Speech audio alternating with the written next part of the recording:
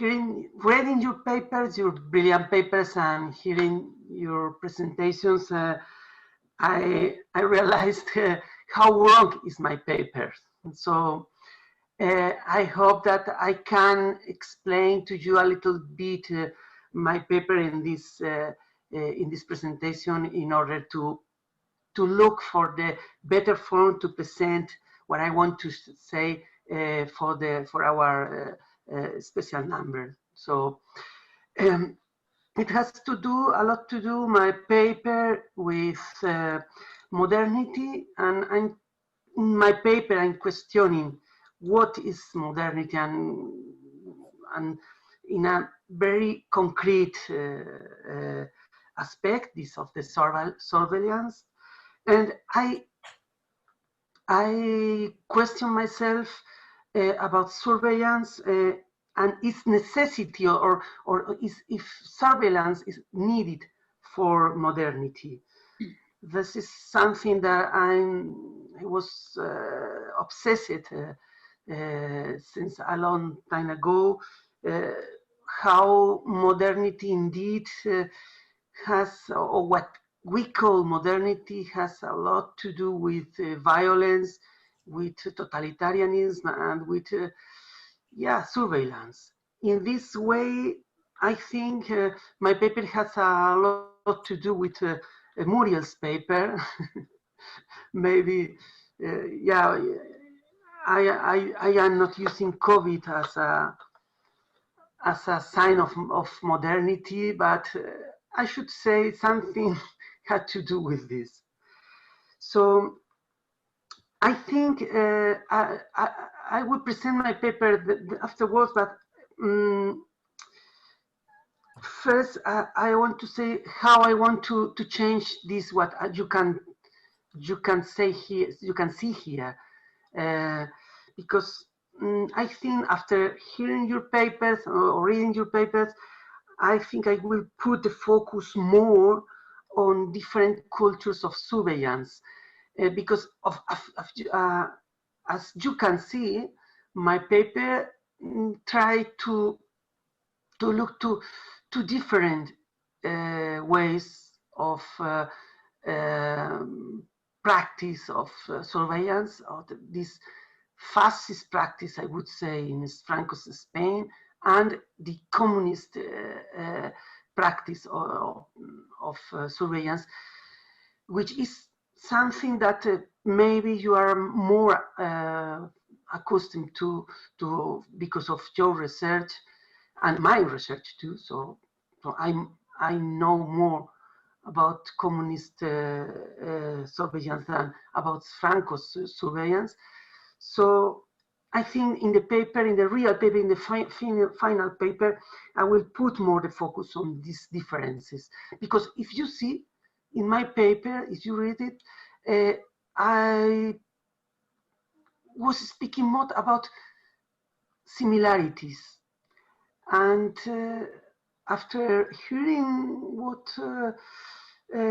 James told to us, I think it's maybe better if I explained the differences in order to understand better what they were. Okay, indeed, my paper began with a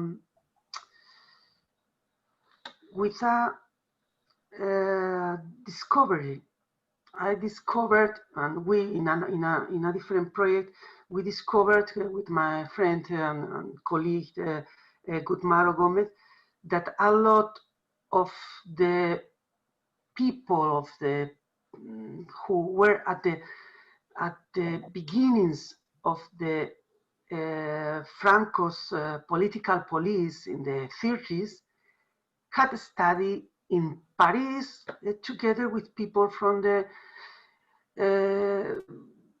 secret police of the Weimar Germany, with the secret police of the Polish state, and we had a lot of chance that to understand that there was a kind of transnational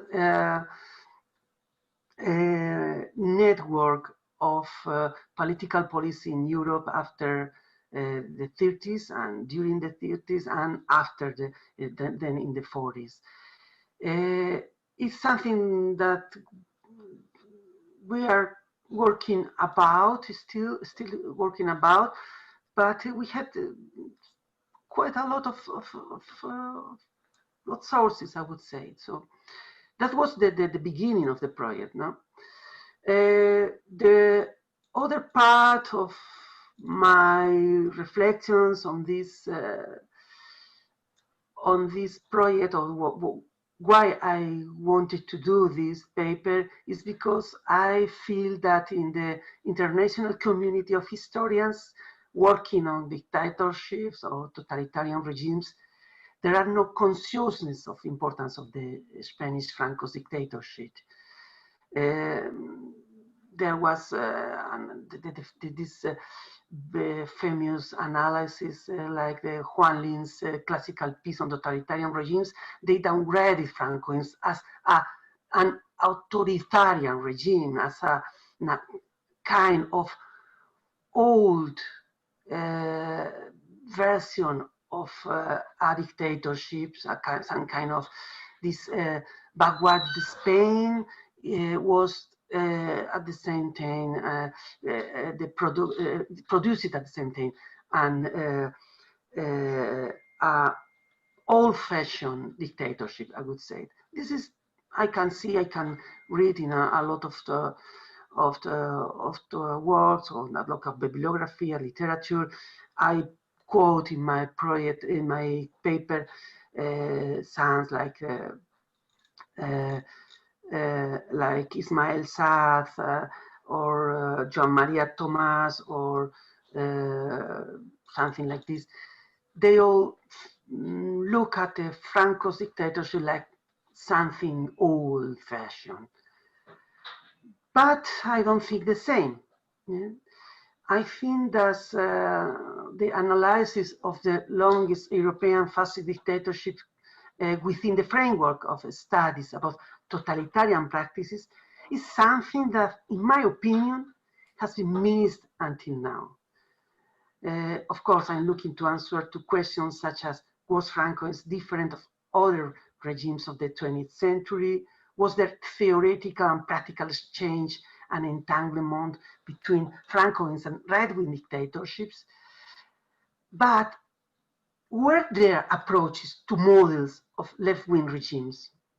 Was Franco's model adorned? What are the sources of Franco's model of repression? So I believe Francoism, as a particular case of longue durée fascism, might be from major importance to understand many features of authoritarianism in the modern world, including today's anti-liberal populism too. Oddly enough, sometimes this anti-liberal populism in East Europe seem to borrow aspects of Francoist organic democracy. They indeed quote Franco sometimes, like in Hungary or in Poland.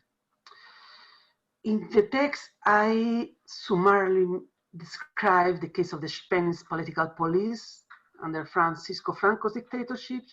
Then I try to synthesize our current knowledge about communist police agencies and define the limits and general characteristics of a series of examples. I think after reading your papers that I will probably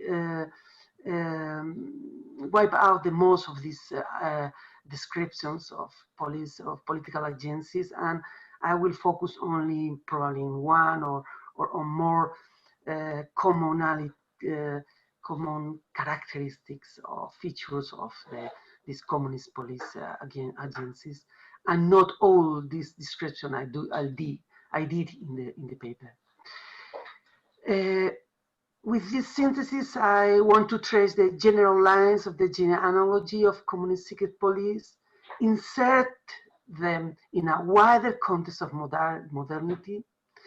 In this, of course, I am not original, and There have been a lot of analysis about this, but my point is that I think that there are real features in Franco and in communist police agencies that we can understand like a common culture of surveillance.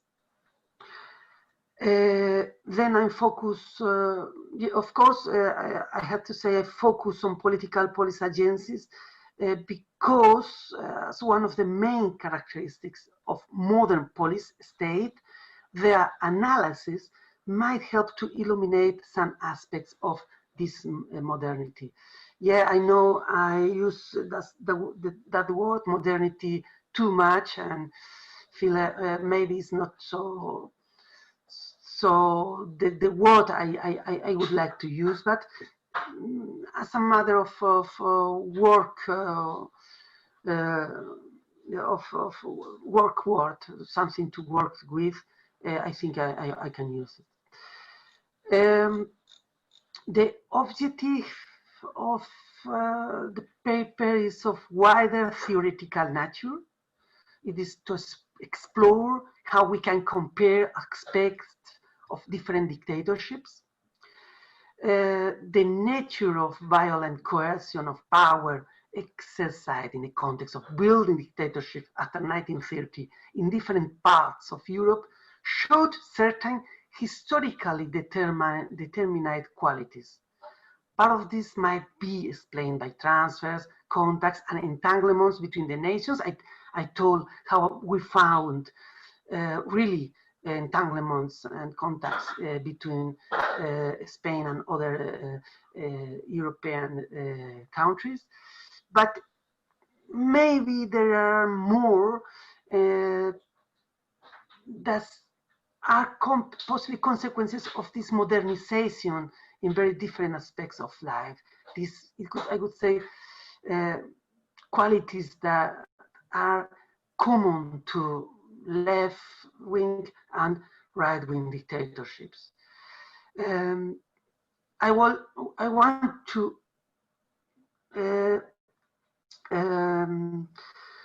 describe this and to research this in a very concrete cases, but with a wider theoretical and long view, okay? To understand how these techniques of dominion translated from a country to a different one, how different regimes arose historically and in all its materiality. And here I connected to James' papers. I understand that might allow to us a comprehensive understanding of the idea of the relationship between dictatorship and modernization. Of course, a systematical comparison and a research on entanglements is a very useful methodology to prove this. For my understanding of secret police, I use a quote, Emil Weiner and Egid Ramitam, who we have here today, in a very, I think, very brilliant analysis about Soviet surveillance. I quote them here, but I translate the meaning to a more general use, not only in the Soviet system. They asked in the article, what did the totalitarian power in Italy know about populations on which they imposed their rule? What did they want to know? How did they obtain their information and recruit informants? How successful was the surveillance enterprise according to their own goals and evaluation? What do the surveillance methods tell us about the nature, goals, and distinct features of the regime when compared with other systems? And this is my own question. Added to this, how a comparison of such questions in different cases might help to understand better general qualities of modernity. I research Francoism within the framework of communism, which is quite strange, you can say. But I intend to put the Spanish dictatorships in a frame of different European dictatorships. Yeah, with the use of comparison, I plan to visualize the place of Francoism in the European story, a place that I believe has been misunderstood and undervalued in the influence of the other dictatorships. Indeed, the Spanish dictatorship was a modern form of authoritarianism with a strong totalitarian period, like many other dictatorships of the time. However, there are many aspects of this transnational connections of Francoism which are still under-researched. In another, I was telling James about a different project we have before about transitions, entangled transitions in Europe. And there were contribution of a Spanish historian about how phalangists in Spain in the 60s tried to approach to the new left revolutions, to the Cuban Revolution, to the Che Guevara revolutionary movement, because they thought they were maybe communist, but they were nationalists too. Of course, such kind of connections are of very much interest for me, and I think we can find such things in the research. As you can read in my paper, I will not approach this today here. I try to put synthesis of the construction of Franco's secret police, because there have been nothing like this until now.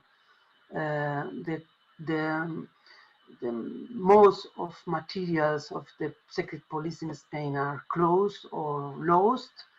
In the last times we have found in the archive of Avila a lot of materials of the military secret police.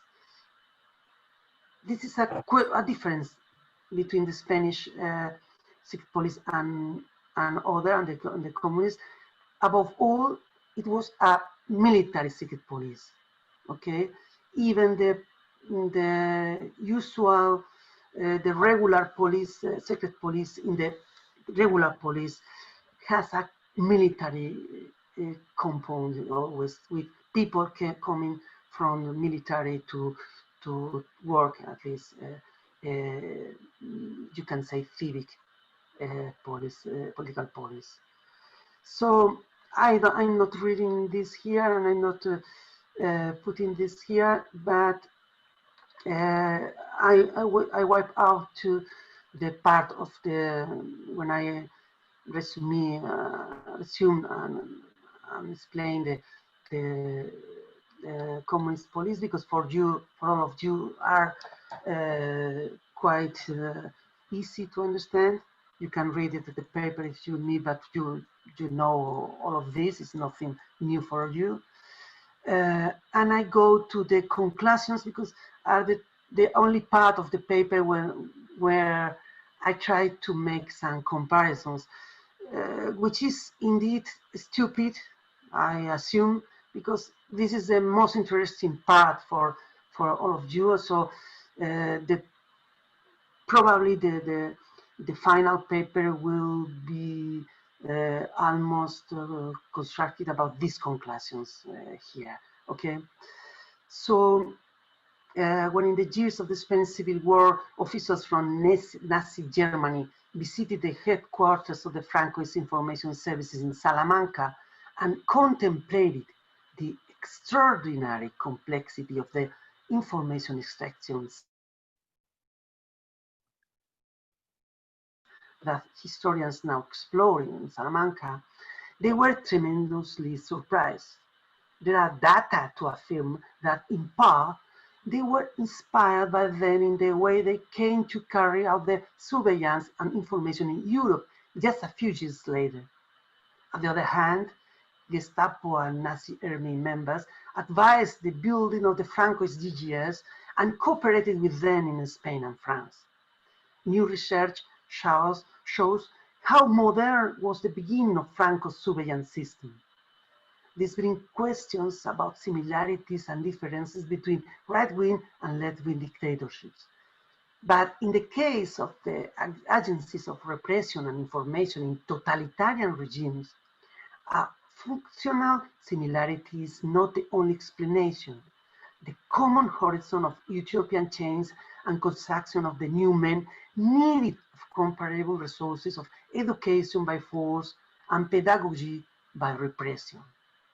However, with the current state of research, it's difficult to say if the many similarities between different fascist police agencies were the result of concrete transferences of knowledge or if they were functional and structural resemblance.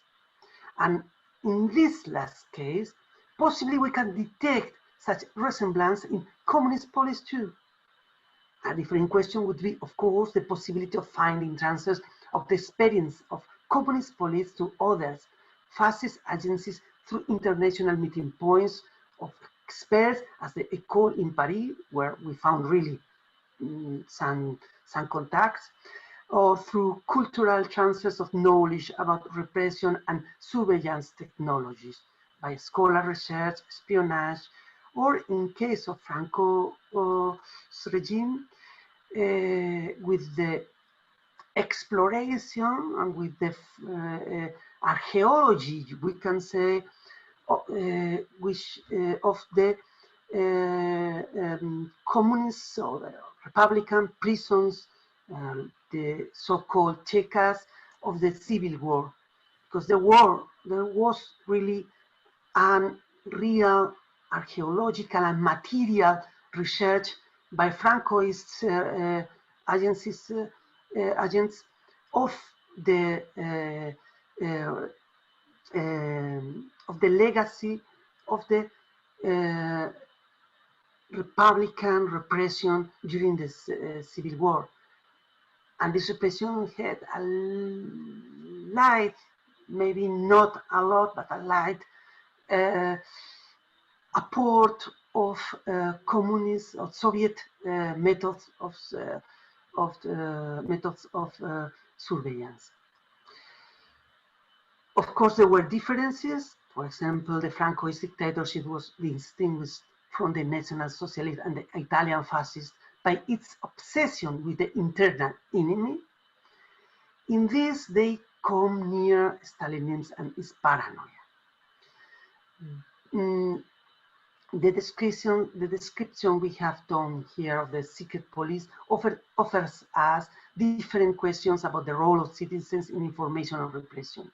In all of the cases, denunciation and collaboration by the population played a role, but only in the early phases of Francoism and Soviet Union, there was an unlimited and quite wild and uncontrolled pulsing from below. Sorry, I put here above, but below, to denunciate. Communists feared the situation, which escaped to control and tried to control denunciation through police in the early Francoism and the Checas period that we can consider as real revolutions. The more denunciation was considered, the better. Citizens participate in the surveillance and with it in the repression, not only from top to bottom, as members of the police or as representatives of a state, whether dictatorial or not. They also became consumers of surveillance and users of it when they were charging the informants with the weight of the complaint. This is not very different from the fact, narrated by sociologists, of the cooperation between state and citizen in the elaboration and collection of information, and in its consumption through statistics and reports offered by the state itself. I spoke before about the extraordinary effort of the Francoist army to seize the archives of Republican organizations. I didn't spoke, but I wrote in the paper. We know that the Nazis did the same in the territories they were occupying, and in some cases the archives were later seized by the Soviets when they found them after the war ended and taken to Moscow. The Russian Cheka, the first Bolshevik secret police, used the archives of the Tsarist secret police to prosecute the confidants and later the political enemies. The same, but systematically, the People's Commissar for Internal Affairs did when it occupied territories, first in the Baltic, then in Eastern Poland, in Bessarabia, in the rest of Central Europe, and in Germany until 1945 and something later. The importance, the contraction of archives of the repression were extremely important for every police in East and West, and the early situation of civil war and occupation of territory in Spain, it was the same that in Eastern Europe. The importance of the historical examination of the communist secret policies in this context more than evident. The role played by its security organs in the construction and maintenance of the socialist states was so decisive that no analysis of these societies will be complete without a reference to them. And not only for their police and repressive tasks, we repeat, it is true that the secret police performed a negative function, that is, the repression of real, potential, or imaginary enemies. But on the other hand, these organizations used this repression to build a specific social reality as a positive instrument of partisan elites that needed organized violence for their purposes of social transformation. This might be used to differentiate the communist political police culture from the secret police of the Franco regime. Because, in the early years, the intense violence of Francoist social engineering was left by the army, was led by the army, not the police, while the interference in the private life of socialist regimes, which had mainly pedagogical functions, corresponded in the Francoists to the Catholic Church and its activities. Okay, nowadays I think if you want to leave some time for discussion, Jose, you should really conclude. Yeah, okay, sorry, I think I spoke to a lot. Yeah, sorry. No, yes, no, we can go to the discussion. Great. Thank you.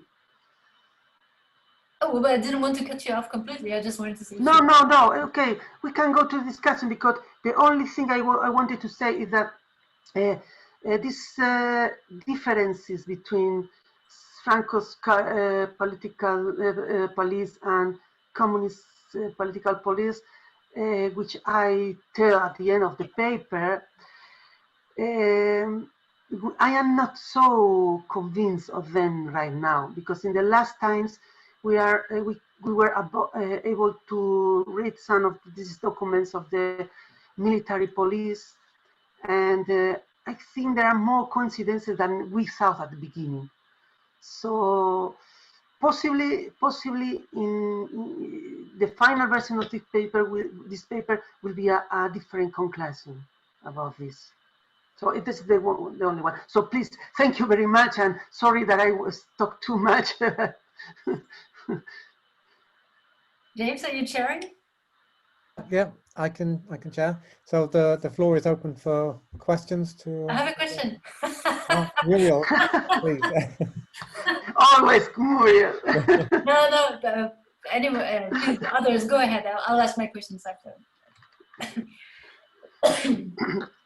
Anybody else? Is anybody else waiting with a question? Go fire away. Go ahead, Maria. Go ahead, Muriel. Oh, so I should start. Yeah. I think I have a suggestion to help you decide how to write this. And my suggestion is, well, first of all, I think to call modernity is a very good point that I like very much. So I would encourage you to continue, but also it's not just about differences and similarities, although the notion of consumers of surveillance is, I think, brilliant, and I think works very well for both. So that is totally similarity that I would encourage. But another similarity is not only about the regime itself, but the memory of the regime, of the way to deal with the regime afterwards. And there, where I find Spain is fascinating is it has a 15-year head start compared to post-communist regimes, right? So the difference in how they dealt or failed to deal with the dictatorial past is I think, very illuminating. Yeah, as a comparison with the post-communist regimes.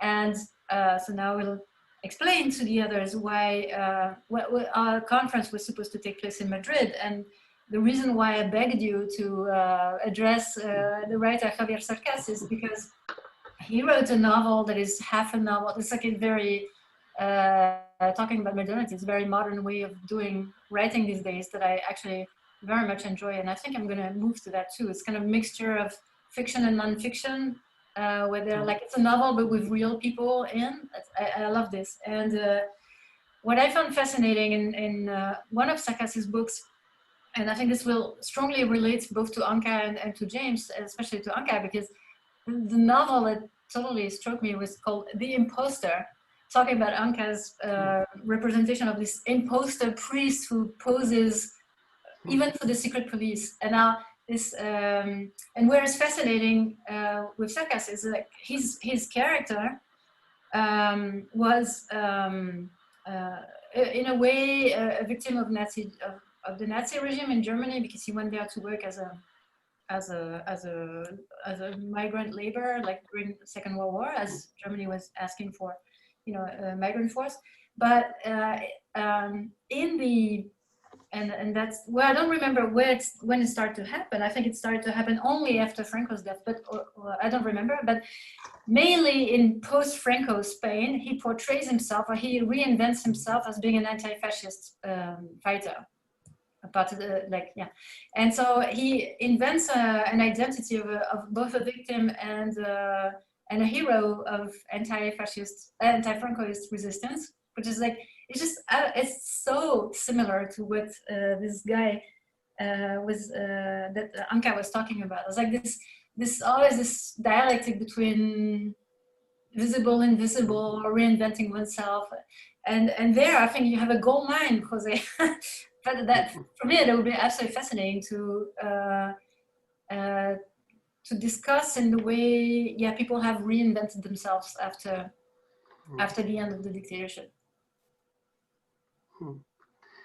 Yeah, I wasn't addressing memory here, or the legacy of the regimes, because I think in Spain we still had too much to research about the real political police. So it's difficult to speak about the legacy if you really don't know how it was, because this is the big problem we have in Spain. Because it's not really true that there was not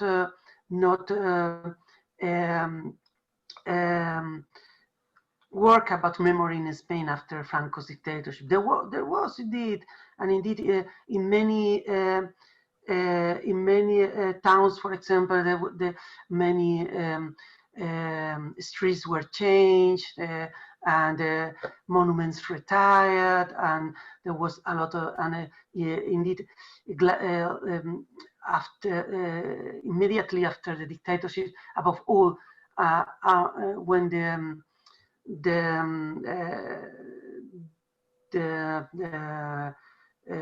new elections brought the socialists to the town as town mayors in all Spain. There was indeed a lot of work about memory. The idea that in Spain the work of memory, of Franco's memory and the dictatorship began in the 20th the 21st century is not really true. It's only that there is a different quality of this work on memory now, bigger, and which has a lot to do with European way of remembering, with Holocaust and so on and so on. There was indeed a typical. I remember very well when I was a student in 1986, in the anniversary of the beginning of the Civil War. There were a lot of exhibitions, congresses, a lot of publications in the press, and really incredible, a lot. It's not that there wasn't, but the problem for me is that all of this work on memory now need really empirical work. And if you are working about political policy, of course, because we don't know anything. We begin to know something now, no? But it's not enough. So that is why I'm not working about memory in this paper. No? But I would be personally, as a reader, I would be also very interested to know, and yeah. That's actually something I was wondering about for a long time, is why was there such a silence after 75 in Spain? Why did it take so long to even start doing research, to even start thinking about working with memory and so on? That is an answer. You know, this word of the silence, Pact of Silence, they call sometimes. Indeed, I don't agree. I not agree with this. I know, because there were a lot of research. The problem was the access to archives, and it has to do not only with dictatorship or with the legacy of the dictatorship, but with a different, and I would say, an incapacity of Spanish governments, socialist, right-wing governments also, it's the same, to change the old model of archives in Spain, which has to do still with the empire.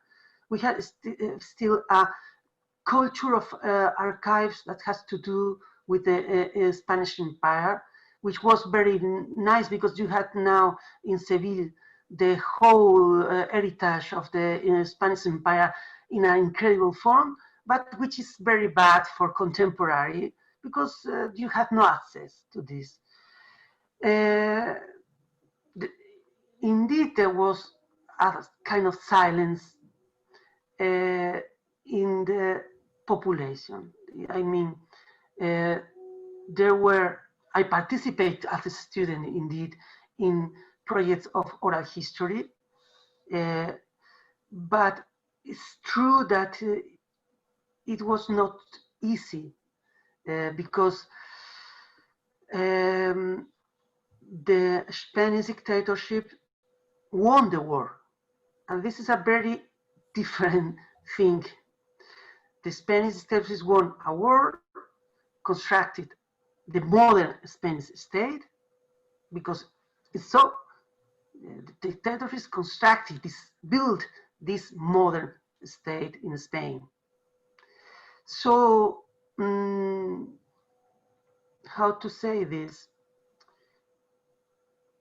The remembering of the dictatorship is not only the remembering, it's only not to remember a dictatorship, but to remember the own lives of the people who were living there in a way that has not changed between, there's not change in this way between them, like in Poland, for example, you had the enormous change of socialism to capitalism. In Spain, there was nothing like this.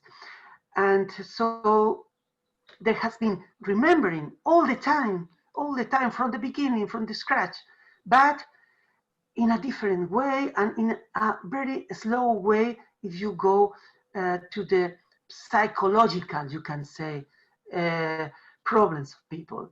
I can tell you my grandmother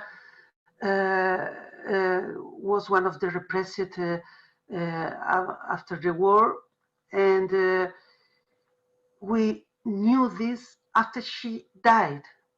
She was they cut her hair. They made some kind of exhibition of her in the streets. It was terrible. My grandmother was always affected and traumatized by these facts after the war, but she didn't want to speak about this, and I think it was legitimate, you know. Mm-hmm. But now I want to know more. But now the after years, but I understand that she didn't want. Question. Can I? Yeah. Sorry, I have to somehow. I'm trying to be between two computers. That's probably more methodological remark about the sources. Well, when Stasi archive was captured and all information revealed about all the surveillance files, informers files, when KGB archives was temporarily opened in the 90s, and for example, there was a committee working in Moscow in the 90s after researching the coup, and they found out there's lots of informers among the Orthodox Church within different structures. These these sources, in a way, the openness of these sources directed possibly the historical memory, directed the history writing and research. Then you cannot do anything with forgetting and forgiving, as in Spain did, because you have documents and you have to come to terms with information that is probably unpleasant. While in Spain, well, even the Salamanca archive, it wasn't like open recently. It was moved to Central Documental, the historical memory. It looks like it's not open. We don't know what's in there. But at the same time, when I did some research about what's going on with these documents in Spain, I was fascinated with like deep and very interesting oral histories going on based on some oral history testimonies. And also this exhumation project running now in Madrid, a huge one, comparative, that also kind of triggers a different direction of historical memory. Exhumation of these unknown unknown bodies that were oppressed, killed, and then nobody knows. There are hundreds of them in Spain. I'm sure, I mean, thousands of them in the Soviet Union, and then in contemporary Russia. So things, probably in Russia, there's also very big direction towards that. So telling things shorter, probably the sources available and not available in Spain, some kind of directed in this unusual to me direction, the historical memory. And this is amazing to me. It's really interesting to compare with all this historical memory, but also histories that are available, compare what was going on during Franco surveillance and, for example, Soviet time surveillance. And I completely encourage you to do something. And I like stories. I think that it would be interesting to compare some kind of different stories. Let's say if you get some information about some material about surveillance, informing, happening during the Franco, then let's compare with similar thing that we can find in using our material, and to put them together. And that would be something very interesting. Yeah, maybe you could do something like Javier Cercas. Yeah, no, it's you're totally. I am so happy that you say this, because it's indeed a difference, a very big difference, which is I think too rooted on the different of materials.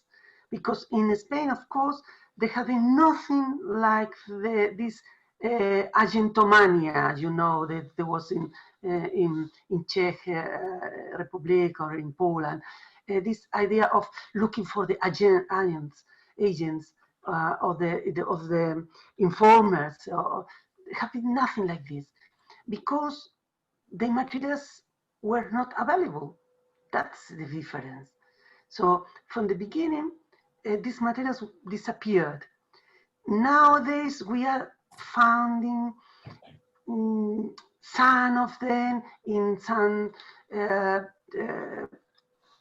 quarters or some strange places, but the whole material of the informers are lost. So you cannot go to a place like this Centro Documental de la Memoria in Salamanca and ask for your act. You cannot do this because there is no act. You can go, this is true, to the Ministry of Interior, and sometimes they have some information. For example, there was a project about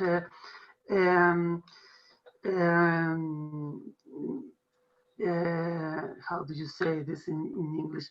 Jehovah's text. Jehovah's Witnesses?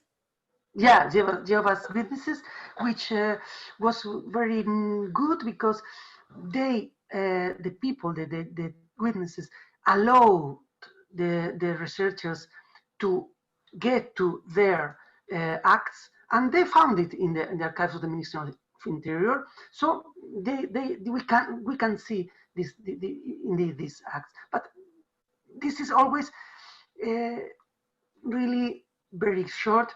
And we had what's now is now available, this archive in Avila. This there is only from the beginning of for the early times of the Francoins, and you had indeed some about informers, but it's not the same. It's not the same like in the Soviet Union or like in Poland or like in the GDR. So it's true, the construction of this cultural, the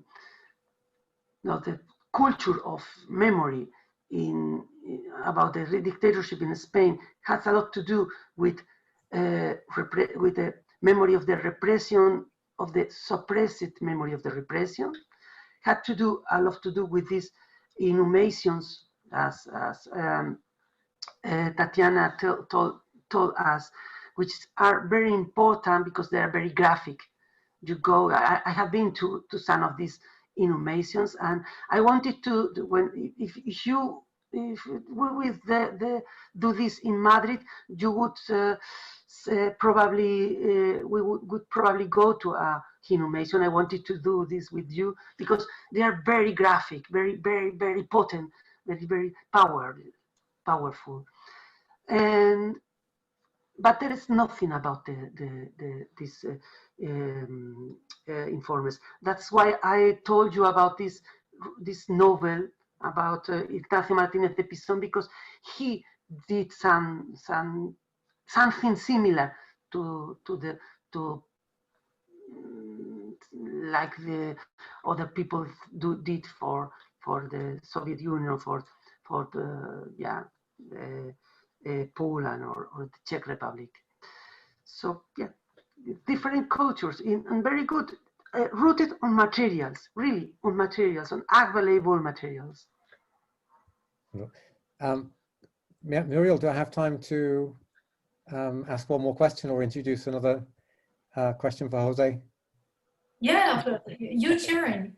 I'm sharing. No, you're sharing. But yeah, I'm fascinated. So I'd love to hear more. Jose, I'm absolutely thrilled to hear that there's some material on Jehovah's Witnesses in Spain. Could you share with me? I'd be interested, and maybe Anka and Tatiana would be interested too. Yeah, find this, the publications, if there are any in English for me, but especially. It's not my research. It's not my research, but I know the people, and I think I can find this for you. Yeah. Well, no problem. Great, and this leads me to another. Well, this kind of for me, it was a kind of eureka moment. I was thinking, because you mentioned right at the end of your paper, obviously, the role of the Catholic Church. And I was thinking about this problem that you had of comparing, you know, the communist secret police with Franco's secret police. And I know, and Anka is also probably very familiar with the work in Romania that looks at the transition from a fascist, from the Antonescu regime, the secret police, from the Siguranța into the Securitate. And, you know, the practices that were carried over and those that were dropped. And also because in Romania, you have the ability to compare secret police files from the communist era and from the fascist dictatorship, and qualitatively examine, you know, what differences emerge, what similarities are carried over. But you also, in a similar way to Spain, you have this very, very powerful role of the Orthodox Church, both sort of during the kind of right-wing period, and then how this translated into communism. So maybe religion holds the key to the whole of the understanding the Spanish dictatorial system.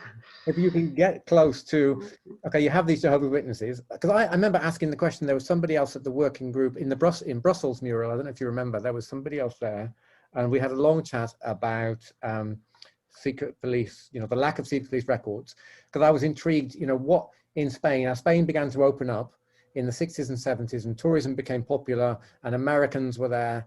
Americans are nowhere when, if Americans are somewhere, their missionaries are there soon after. And I was just really curious to know, what the memory of that period was when you had tourists who were also missionaries, who were, also, trying to bring kind of American kind of evangelical or Pentecostal faith to Franco's dictatorship. And that would, that would be, for me, that would be a fascinating topic. But to hear that there is actually a record there of Jehovah's Witnesses, do you know which period it relates to? Yeah, indeed, there is some research too about these Protestants coming to Spain. There is some research too, and it was very interesting because, Franco, Spain was a Catholic state from the constitution, you can say, is officially Catholic, but it was allowed to practice in intimacy your own religion, which means that proselytism was not very good look at. So in for example, this witnesses, these Jehovah's Witnesses, they were prosecuted from the beginning, but because not really because of the religion, but because they didn't want to go to the army, for example. And this research was about the 40s, 50s, and even 60s, I think. I had to check because it was a long time ago. I had indeed some of the materials they gave me, but I think that it was those times. And I think that I read about these Protestants in Spain in the 60s, when 60s and 70s, is very similar. They weren't prosecuted because of the religion itself, but because they transgreded some kind of law, yeah, and they weren't allowed to prosecute, to perform some kind of proselytism or some kind of, but indeed they were tolerated in the 60s.